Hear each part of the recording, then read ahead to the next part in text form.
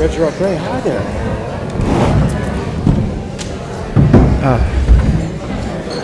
Ik wil wel een foto hebben van ons. Hoor. Ja, leuk. Interesting is dat niet? Ja, gaan we straks vragen.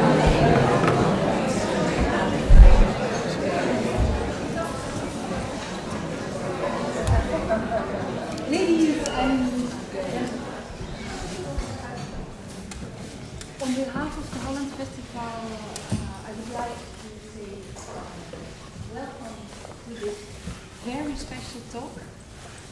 Before tonight's performance will start in the grote zaal, FLEXN, and it's really a great honor actually to have these guests sitting here and talking with each other and bringing you in the mood and giving you the energy to go straight forward into the dance performance of tonight, which is a very special one, I think. My name is Annemieke Keurentjes. I am responsible for the theater and dance programmation.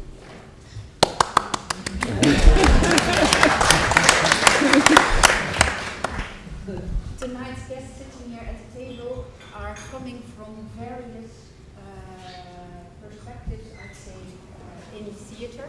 And I'd like to introduce the guests to you, and then they will take over the talk. So ladies first, Ernestine Convalius, director of Belmer Park Theater in Amsterdam Zuidoost. Ernestine, very welcome.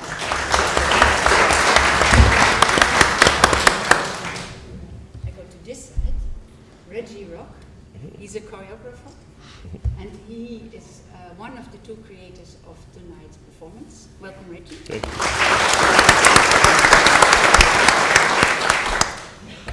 Yassine Boussoui, he is the director and the founder of the Andalusisch Orkest in Amsterdam.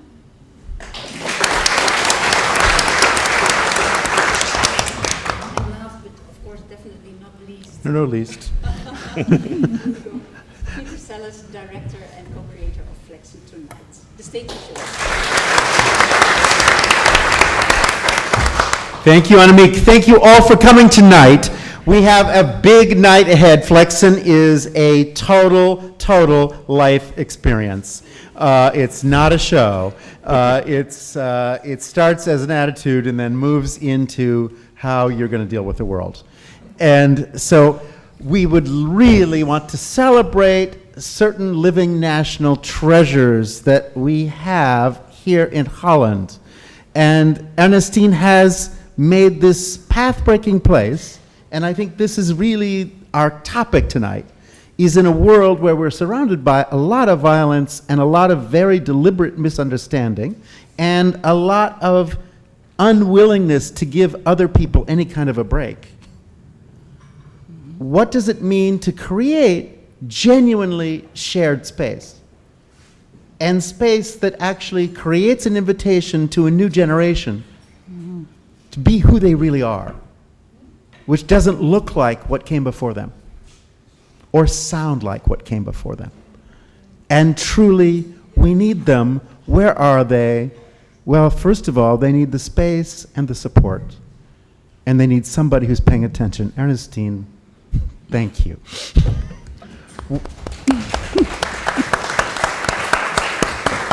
Would you say a word about this amazing project?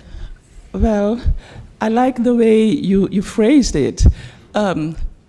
Taking care of a safe space, acknowledging the strength of the youth and of their background, and taking their bagage, their background as a source for art. That's what we're trying to do.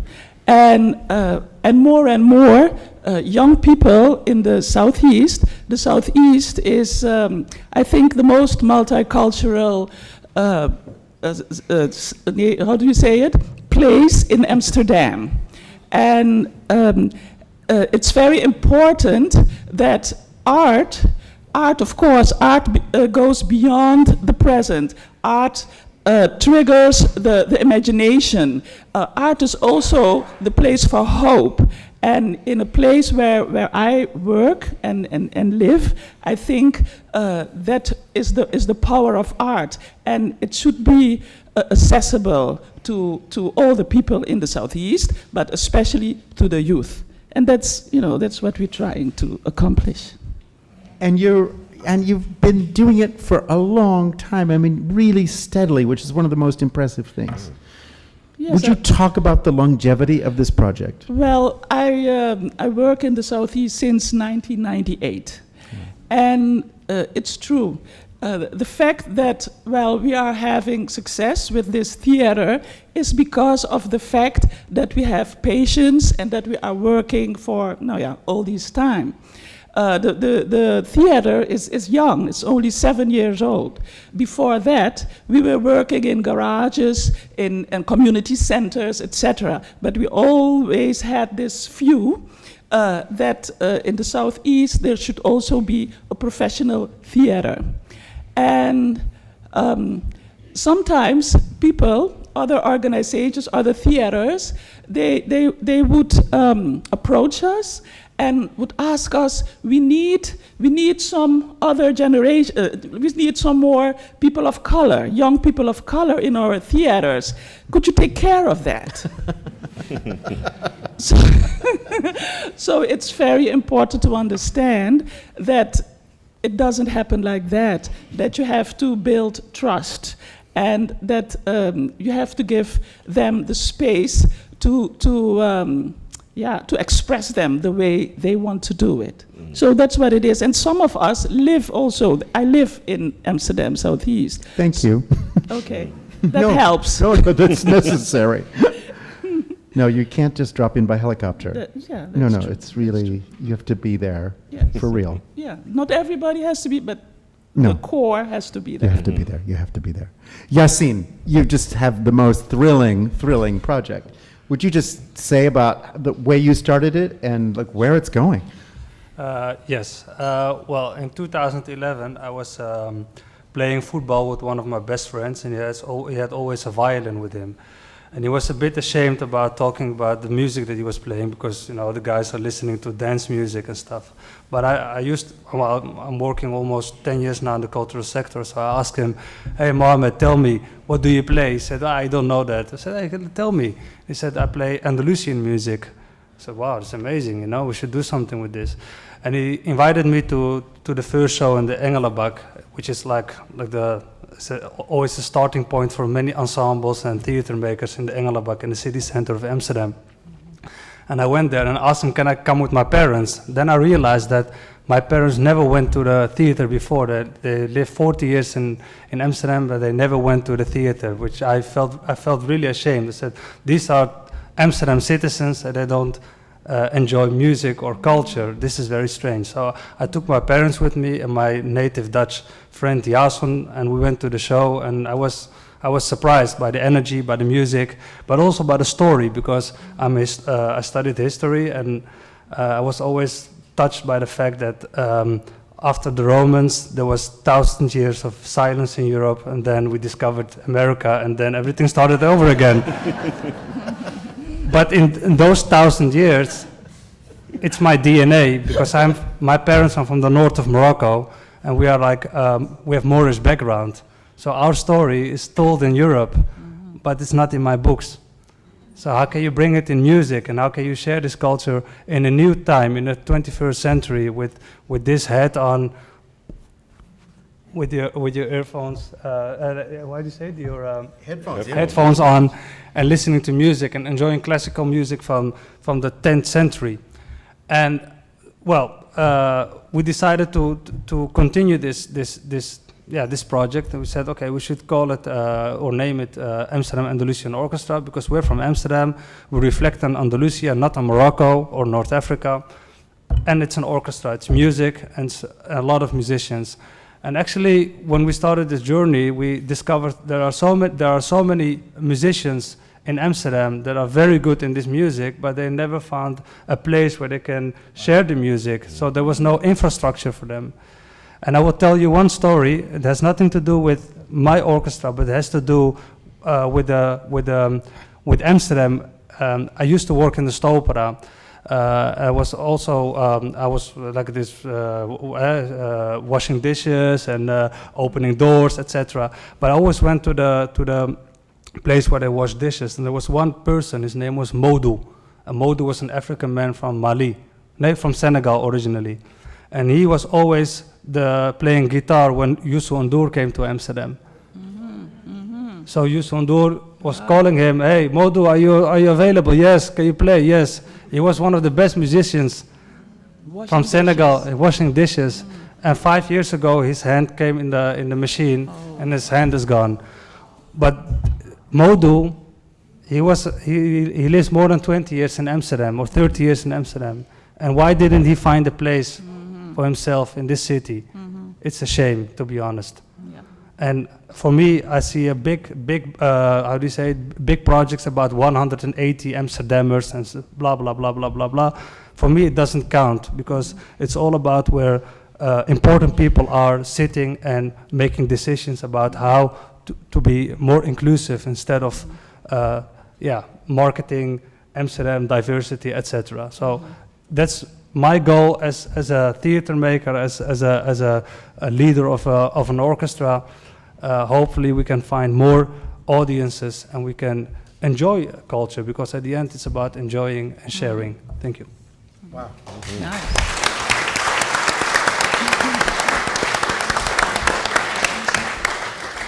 Now we're going to supply the Brooklyn half of this, this is Regg Roc. Regg is one of the creators of FLEXN. FLEXN is a new art form that is about 15 years old and is really created by a group of young people in Brooklyn to describe their lives in a kind of detail, an emotional detail that you can't read in the newspaper and you can't see on television.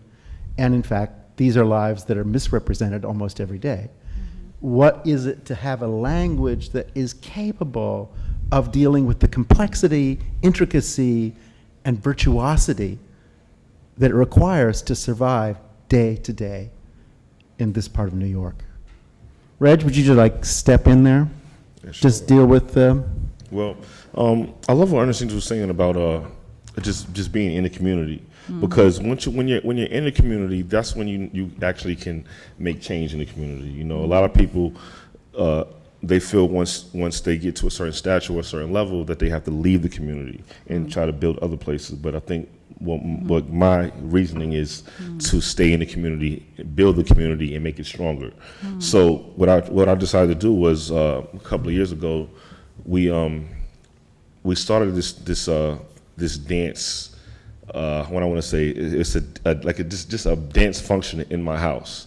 It was called Flex House, and what we would do is we would have a bunch of kids from all over the community just come over, eat some food, watch some tapes, and just dance. And it was about maybe 50, 70 people in my home. Right, just kids dancing, having a good time. And once they're there, they have the ability and they have the chance to be who they are. Without being judged by anyone in the streets, without being judged by authorities. They're who they are in that moment. So what we would do there in my house is pretty much eat, like I said, watch videos, and we would have these dance battles. But then it got a little bit too crucial because more people started coming in and they started really messing up my house. So what we had to do is we had to take that same sculpture and say, all right, how can we make it on a bigger platform? So what we did after that was call it the Dream Ring. And that's when we decided to say, okay, well, we'll start renting out venues and let's make this a bigger community thing, not just something that's just in the circumference of just, Bed-Stuy or East New York, but let's just make this a Brooklyn thing where everyone can get involved in it. So we started looking out for different venues, and we had a whole bunch of people just come out to our shows, and we would just battle. We would put on performances. We would put on so many performances. I mean, it's just mind blowing to see how well these dancers develop from being in a house to coming onto a stage, and then just really tell their story in a sense, through these dance moves, through the pausing, through the gliding, through the bone breaking, through all these different styles of what flexing is characterized by. And it's just been a beautiful thing ever since then, just to watch them grow from there and just become. Could you tell them what DREAM, DREAM, stands for? Right, so DREAM stands for Dance Rules Everything Around Me. And that's what it means, dance rules everything around me. And that's literally what it is for me. Just to say, you're looking at the inventor of pausing. You want to just say a word, Reg, about pausing? Well, sure. Well, I'm one of the creators of the whole style flexing. There's about maybe 5 or 6 more of us that helped create this dance style. And I created a style called pausing. Now, pausing is one of these moves, right, where I'm not going to do it now because you'll see it in the show. But what you do is you kind of like press play and you press pause on your body, in a sense, right? So if you ever came in concert with a VCR, they have that play and pause on that VCR, right? So what you do is you see it kind of glitch almost. It has like this glitch when you press play and press pause. And it stops, and then it moves real fast, and then it fast forwards and rewinds. So that's the style that pausing kind of came from. And I don't want to tell the story. Should I tell the story? Go for it, yes. So I'm going to tell the story about how it came to be. I got beat really bad in a dance battle, right? And I was in high school at the time, and I didn't know how to take it. I wanted to stop dancing, right? So once that happened, I got beat really bad in the dance battle. I went upstairs, and what we used to do was we used to watch ourselves dance backwards on a VCR. We would press rewind, and we would do it real slow, and we would just dance backwards. And this is just the creative process of how it came about. And then I was looking at it for one time, and I said, you know what, I need to do something different. Like, what is different? What can we do to make it better? So I pressed play, and I pressed the pause on the VCR. And I watched myself literally, like, just walk in, like, these little small moments and fragments of frames and just really move, like, really, really, really precise. And I was like, I want to do that. You know, I said, I have to find out how to make that happen. And then so I put on some music, and it was one of my favorite songs that came on, and I just started doing that. And then from there, that started the creation of the pause, and that's what it is. And what you get from that, and you'll see it in a few minutes, and why we have to go downstairs soon, but just to say you'll see it in a few minutes, what you get from that is every move arrested. And then suddenly you realize all the pressure it takes, all the human pressure it takes to move forward with anything, and you get the pushback of the entire world to every single move you're proposing. And you get the incredible counter move that goes back, and then you see the new energy that's necessary for the next 2 frames. And you actually get how much effort is inside every human movement. And you actually get how much resistance there is to everything we're all trying to do. Right. And you can actually see it documented. This guy makes that Herculean struggle happen totally in his body right in front of you. And one of the big tasks of this group of dancers is nobody goes by the name they were given legally. Everybody has created their own name, their own identity, who they actually want to be. They're in a neighborhood where they're told they have no future, and in fact, they are creating a future because they can imagine it. And everything they can imagine is what they're going to do with their body. That means fancy Hollywood movies, big CGI special effects are what these dancers are doing in their body. And you're going to be welcome in a few minutes to their movie. And you will be in their movie. And their movie is created by incredible, wild, bone breaking. Bone breaking is you actually unlock your shoulder blades, and your arms are moving entirely behind your body. And it is so horrifying, and they take such pleasure in horrifying you. But it is also about the fact that your bones are broken every single day. And every single day you have to reinvent yourself from the ground up. In whatever is left, you make some new combination, some new identity, and some new creative way to come back. And come back on your own terms, with your own power, with your own invention, with your own imagination. Connecting is this incredible idea that every part of your body is connected to every other part of your body. And everything you do is connecting and connected. Meanwhile, you're connected to everything around you. Meanwhile, you're connected intergalactically. And it's about this wild, rapid, incredible way of making these quick, instantaneous connections, and with languages that go beyond Egyptian and Swahili, that move languages that have never been seen or heard yet in the world. This idea that you're on the cusp of new language all the time. You're opening into this creative space, and of course, every single move that you're going to see tonight is invented in real time, improvisatorily, right? That is the African tradition. You have to improvise in the moment, and you have to come up with something. That's what the battles are about. Someone is challenging you, and you've got to come up with something better right now. You can't say, oh, let me think about it. You have to right now do something more brilliant than what you just saw. And these dancers all have to surpass themselves from what they did in the performance yesterday. And so everybody is making new stuff, taking wild risks every minute. And you're watching, every single piece you're seeing has been choreographed by the person who's doing it, who chose the music, who chose the topic. This is entirely written by the people who you're seeing. And we started this project 2 days after Eric Gardner was choked to death in Long Island for selling individual cigarettes by 2 New York cops. And as they put him in the chokehold on the ground, he said, I can't breathe, I can't breathe. 10,000 people were chanting, I can't breathe, the next day across the weekend. We started our first workshop that Monday. That was the Monday Michael Brown was shot in Ferguson. And hundreds of thousands of people were in the streets in America, in cities all across America.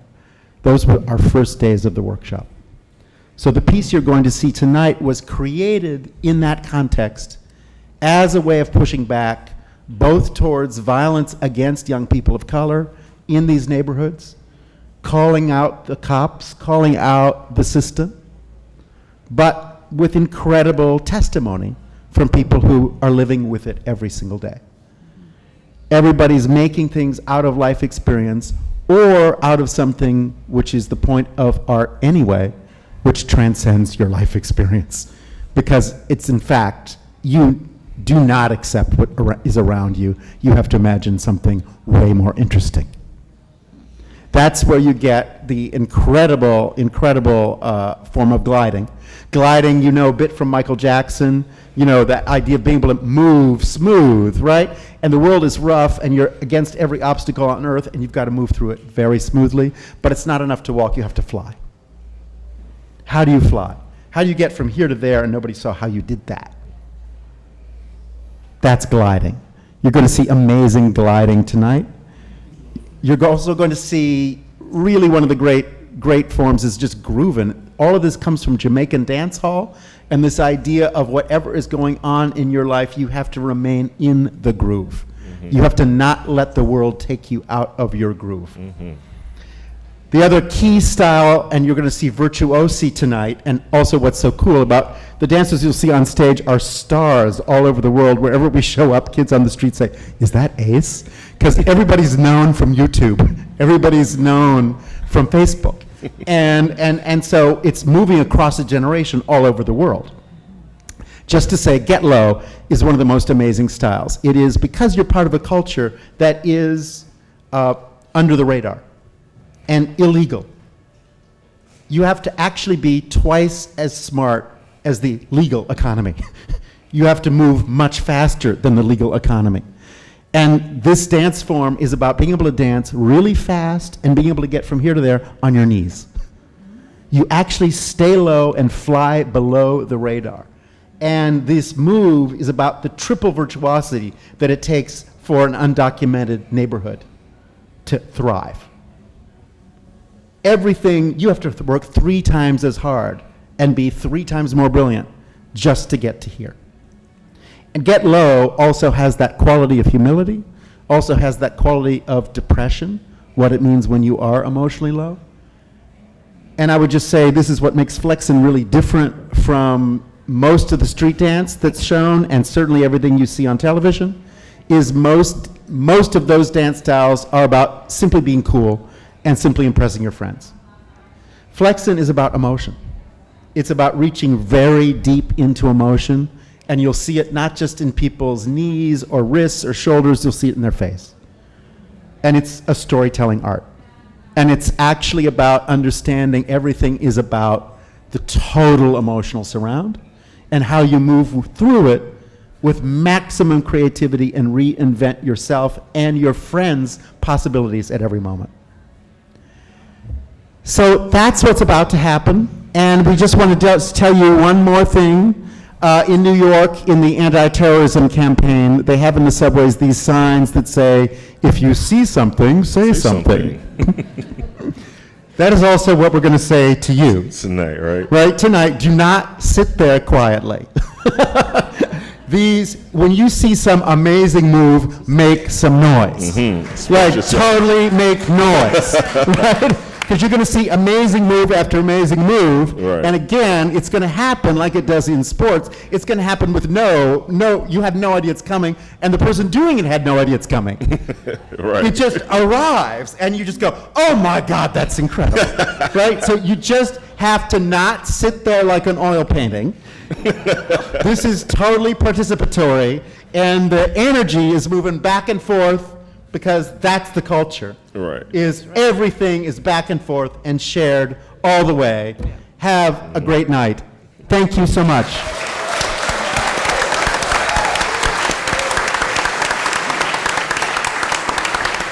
That was so moving. Thank you. So moving. Yeah, definitely. So beautiful. Thank you so much. Yeah. Thank you. I have enough energy now. Thank you. Appreciate it.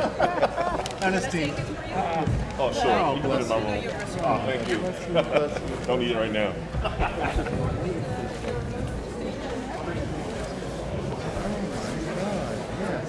Well, enjoy tonight, and let's talk at the end. I mean, let's be together.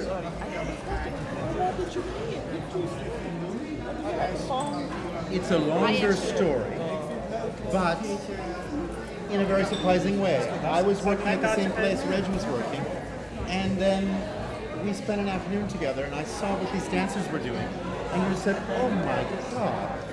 I guess you will be seeing the show, so you will get to know each other But after the show, because I after have the to show, get, please let's talk, all right? I'm doing Ramadan, so I'll